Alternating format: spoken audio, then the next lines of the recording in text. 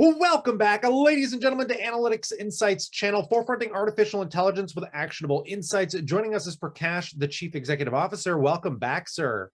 Thank you. Thanks for having me. Always a pleasure to have you back. You guys have been doing some fascinating stuff just in the AI world here. And recently you announced that Morningstar's research and market data for the Gemini platform is now utilized by 2 European banks. That platform is really kind of getting into the financial sector. Can you break that down for us? Sure. We launched a partnership with Morningstar with a platform, Morningstar Global, which is basically Gemini. That's our enterprise platform. So Morningstar effectively is going to be using our enterprise platform that we have developed as a part of the entire rollout of Morningstar products globally.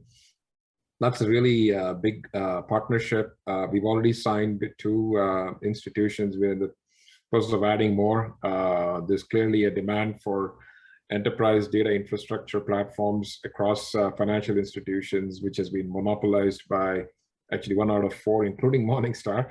But the data infrastructure platform itself is getting disrupted on account of newer technologies, more streaming data, more cloud-based infrastructure, more web-enabled performance web applications, more towards the app world, which has been very slow to migrate from the traditional hardwired data infrastructure platforms that are currently existing.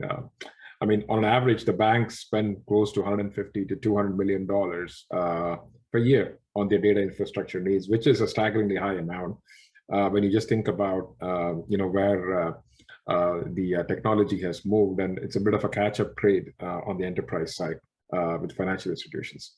Now, do you mind updating us as well on your Investor Pro there? Because you guys are working on a few fronts there.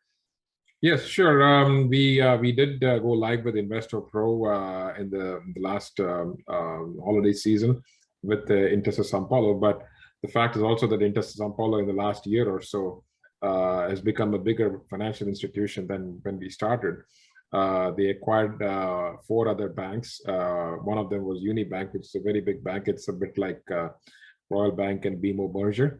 So there's a complete consolidation of their independent stock trading discount brokerage platforms into one unit, which increases the scope and the scale of our platform. So we expect a bigger traction on the user base on the back of that, and a better penetration of the technology that we have incorporated into rolling out Investo, which was basically the stock trading platform of the former Intesa Sanpaolo Bank.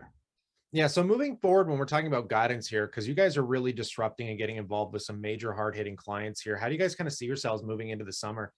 Like, we are in a very explosive growth phase right now, and I think 2022 would be a year of a strong growth for AnalytixInsight through Gemini and Morningstar through Investor Pro, and also we also have an AnalytixInsight partnership with Refinitiv currently, on the data analysis point. So on all the 3 areas, we are looking to grow very rapidly in 2022. So this could be a year wherein we look back and say this was the period of solid consolidation and growth for the company.